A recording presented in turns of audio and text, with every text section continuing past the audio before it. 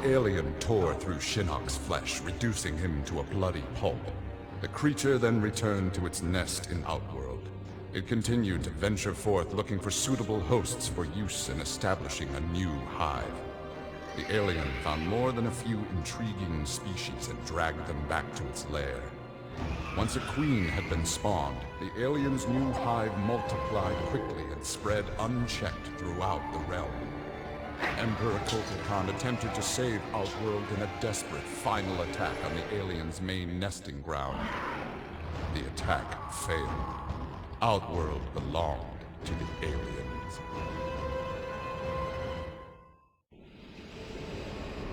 Having learned that Outworld was now protected by the Mortal Kombat tournament, Bo' Rai Cho returned to defend his homeworld.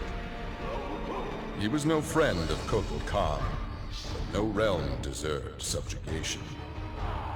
Bo' Rai Cho began training Outworld warriors for the fight to come.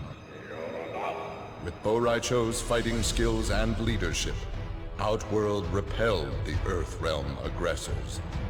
His former friend Raiden had been denied. Cassie Cage's impressive victory over Shinnok led Raiden to give her a new important task: hunting down a soul stealer. Cassie did not have to be told that the suspect could be a resurrected Shang Tsung.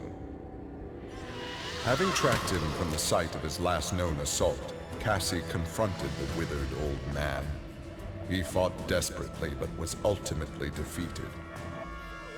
As the old man lay dying before her, Cassie asked his name.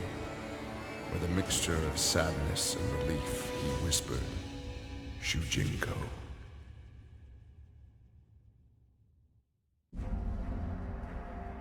Devora's ultimate plan was not to destroy Shinnok, but to enslave him. She implanted larvae, her young, in his body to gestate. Having consumed the godlike power of their immortal host, Devora's offspring were unlike any Kaitin ever born. As they matured, they spread like locusts throughout the realms. Her army of Kaitin super drones brought glory to Devora, their beloved queen, and destruction to all.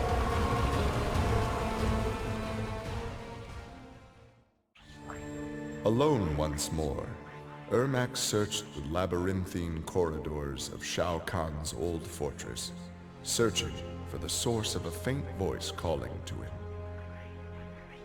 Suddenly, a wisp of dust brushed his chest, wrenching free one of his many souls.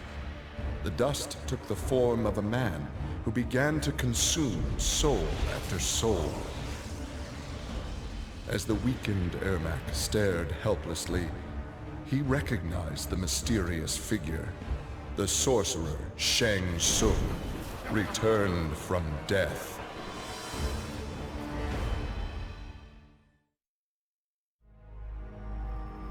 Nearly 150 years ago, Erron Black had been hired by Shang Tsung to assassinate an Earthrealm warrior.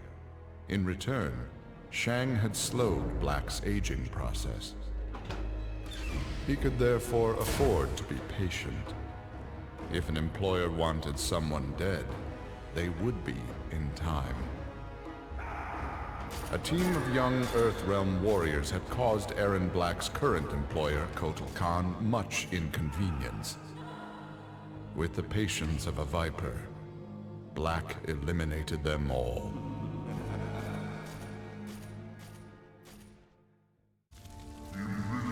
For many years, Farah and Tor were a symbiotic pair, as is natural with their species. But that bond was broken when Farah came of age and began the Great Transformation. Farah Tor returned to the Tarkatan Wastes, where Farah began her metamorphosis. The process took an agonizing 3 Outworld years, during which time Tor withered and died. Now a brute, Farah will be chosen by a rider. A new symbiotic pairing will be forged, and new battles will be won. The Shokan had become outcasts for refusing to aid either side in the Outworld civil war. But with the conflict over, Prince Goro decided to re-enter the political landscape.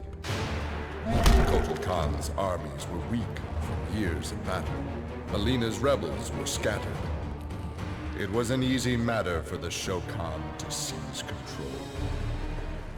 The newly crowned Emperor Goro had his rivals exterminated. No Ashtek, Kaitin, Edenian, or Tarkatan would usurp his throne.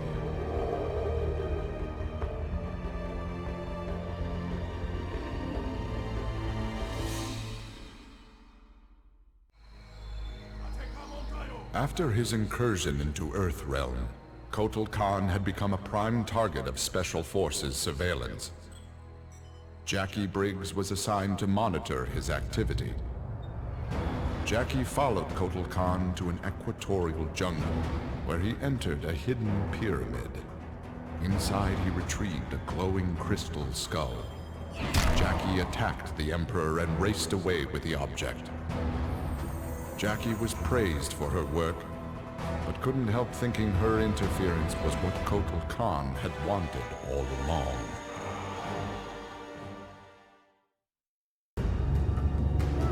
Like Scorpion, Jason Voorhees was a revenant. A vengeful spirit returned to life. Hundreds had fallen victim to his bloodlust. Liu Kang, now ruler of the Netherrealm, took notice. An immortal killer like Jason would be useful in his plans for conquest. He drew Jason into the Netherrealm and offered him an endless bounty of slaughter in return for his allegiance. Jason's simple reply was to destroy Liu Kang.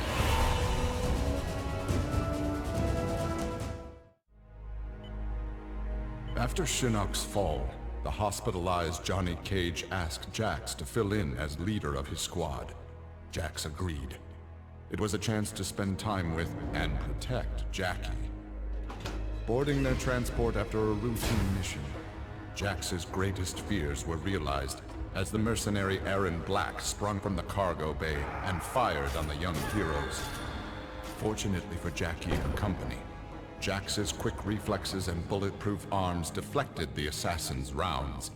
Jax quickly subdued Black, then slipped into shock as a red stain engulfed his chest.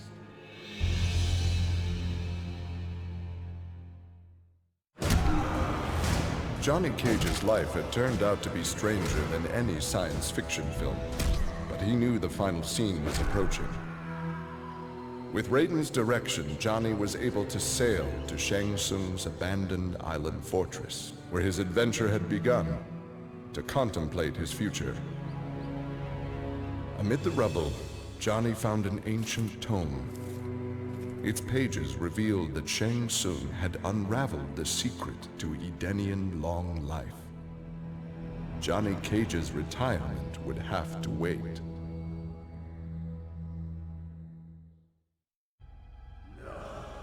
Kano had always been a survivor, but even he would one day succumb to fate. His ideals of ruthless terror would die with him, unless he could pass on his methods to a new generation. Combat, weapons, high-tech sabotage, torture, all would be part of the curriculum. But before his students could learn his techniques, Kano would beat the weakness out of them. They would understand, or die trying. Kano's first pupil? His own son. Class was now in session.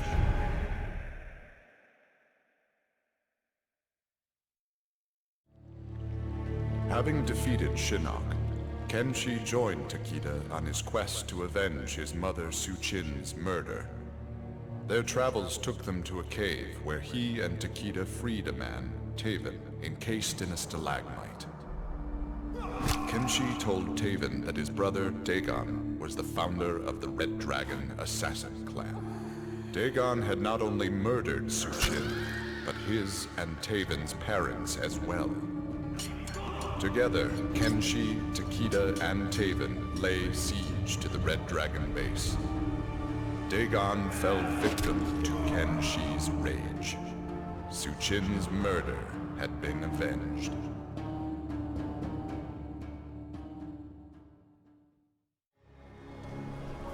Kitana found herself walking the streets of a magnificent, shining city. This was Edenia, a realm freed from Outworld, and Kitana was its beautiful queen. This was the timeline unaltered by Raiden. Earthrealm had been destroyed by Shao Kahn, but Kitana had survived Armageddon and united the other realms to destroy him. Long-lasting peace was the result. Kitana awoke from this vision to find herself in the Netherrealm. She was not the queen of Edenia, but a revenant of hell, and she hated Raiden for it.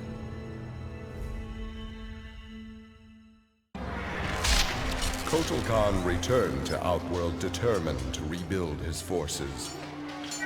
But Raiden defeated him in a surprise attack and claimed dominion over Outworld. Desperate, the Emperor called upon the Elder Gods to aid in preserving his sovereignty. They granted his request, invoking the most sacred of contests. Now, once every decade, Kotal Khan must enlist his greatest defenders to face Raiden's challengers in mortal combat.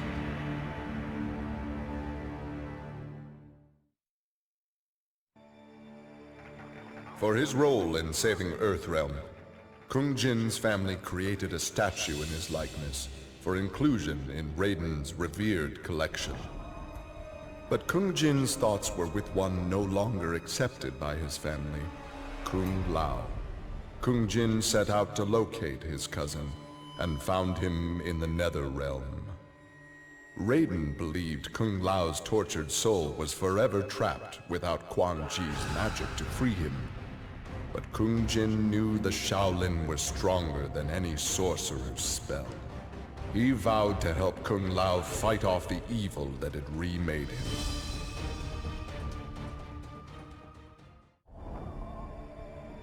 After Shinnok's defeat, Kung Lao found himself trapped in the Netherrealm, his soul corrupted by Quan Chi's dark magic.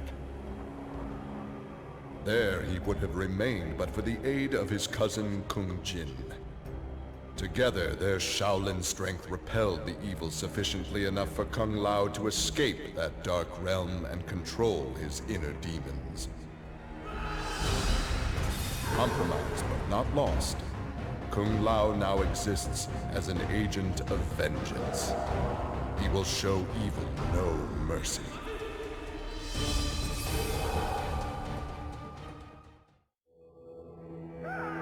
Leatherface had cut down the old man in the strange outfit.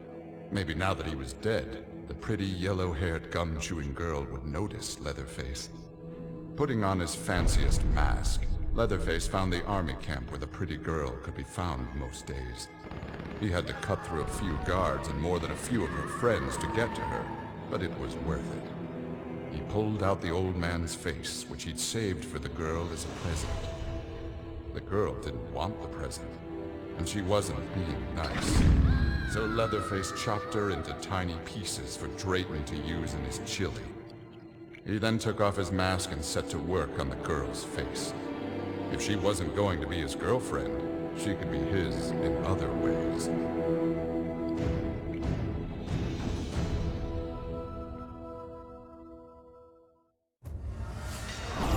With Shinnok defeated, Liu Kang explored the Netherrealm, a world that, without Shinnok's controlling power, had descended into chaos.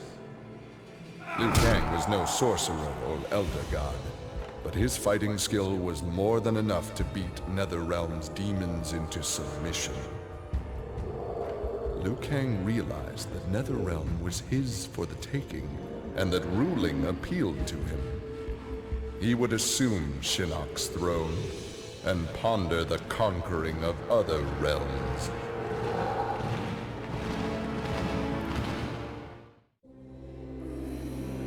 Overcome with exertion, Melina collapsed and felt her soul gliding through the She awoke in an incubation chamber. Nearby were countless others, each containing an exact copy of her. Melina found she could read each being's mind and they hers. They quickly realized the benefit of so many fierce warriors sharing one mind. As they plotted revenge on their enemies, the architect of the Melina's awakening laughed quietly.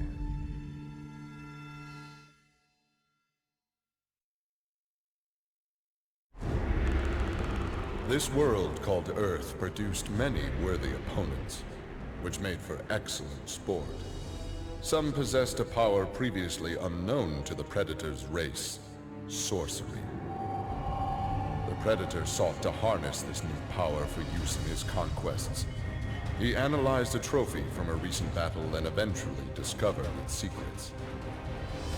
With the power of sorcery, the Predator was unstoppable and decimated whole worlds single-handedly. He had become the apex predator. Quan Chi had long been a servant of Shinnok. His role in freeing him from imprisonment had not gone unnoticed by the Elder Gods. Shinnok was no longer a threat, but Quan Chi's actions had given rise to a new power. After much deliberation, the Elder Gods contrived a plan to rebalance this power before it grew further. Free will was burned from Quan Chi's soul and replaced with a single directive. He must kill Raiden.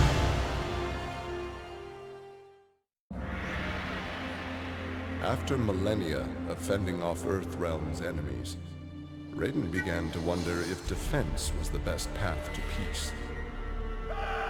In a change of tactics, Raiden and the Shirai Ryu attacked Kotal Khan's armies before they could rebuild.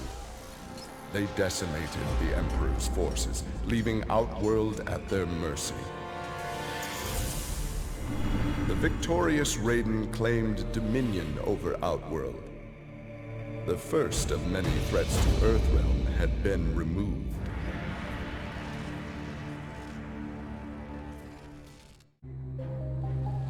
After Shinnok's defeat, Reptile was ordered to Earthrealm by Kotal Khan to assess the damage. Such intel could prove useful in future conflicts. Stumbling upon a collapsed cavern, exposed during the crisis, Reptile was shocked to see raptors emerging from within. Unlike the rest of his race, these raptors had never left Earthrealm for the doomed realm of Zaterra, and thus had remained safe and hidden. Alone no more, Reptile vowed to remain with his rediscovered people and reclaim their Earthrealm homeland.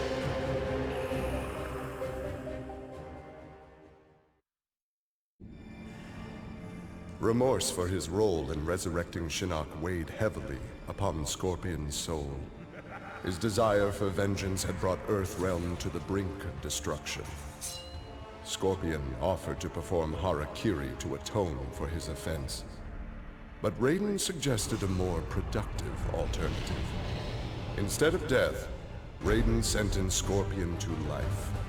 He imbued Scorpion with a small portion of the Jinsei's power, linking him to Earthrealm's essence. Scorpion and his Shirai Ryu clan would protect the Jinsei and Earthrealm forever.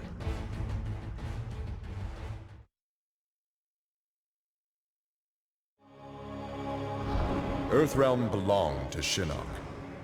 It became the staging area from which he would finish his war on the Elder Gods, which began eons ago. The Elder Gods had lied to the denizens of the realms.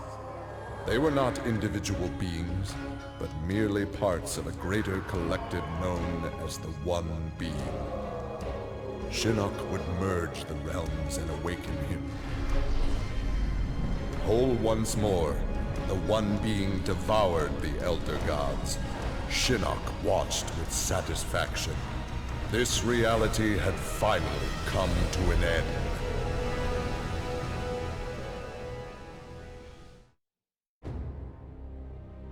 Exhausted by her ordeals, Sonya slipped into a deep sleep and began to dream. Kano held Jax and Cassie hostage. He made Sonya choose who would live and who would die. Seeing no way to free them both, she chose Cassie and screamed as Kano killed Jax before her eyes. Still screaming, she was awoken by Johnny. He had horrific news. Jax was dead by an assassin's bullet.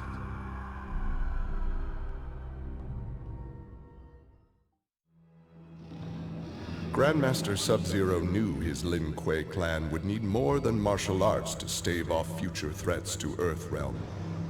In the frozen reaches of Outworld, he found the answer. A female frost dragon with a clutch of eggs. With his ability to freeze, Sub-Zero hatched the Dragonlings. They accepted their Lin Kuei masters and their training as combat mounts. With a force of dragon riders, the Lin Kuei's ferocity became legend. None dared risk conflict with Earthrealm.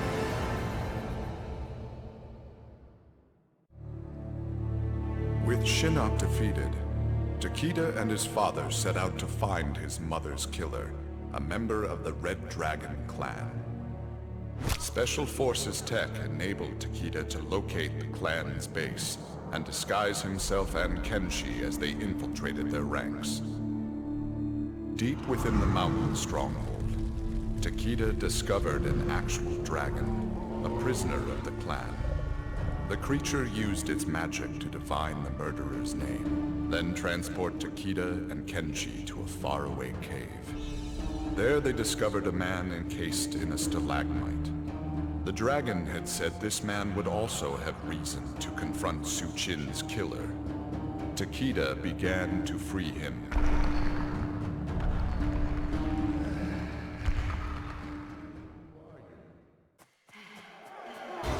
With Melina executed, Tanya's dreams of a free Edenia seemed dead as well. She and the other rebels were fugitives from Kotal Khan's justice. Her fellow Edenian, Rain, had proved a powerful ally and a satisfactory consort, but he had become useless to her. In exchange for leniency, Tanya informed the Khan of Rain's whereabouts. Imprisoned, but alive, Tanya's plotting began anew.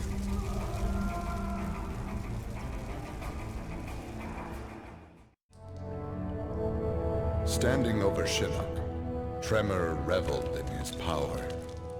Much had changed since the Black Dragon's excursion to the Dream Realm. Kano had sent Tremor's team there to retrieve a psych bomb, to be used in Kano's theft of Shinnok's amulet.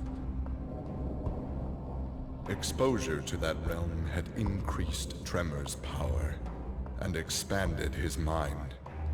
He would evolve into an earth elemental, a demigod whose power would rival that of Raiden and Fujin.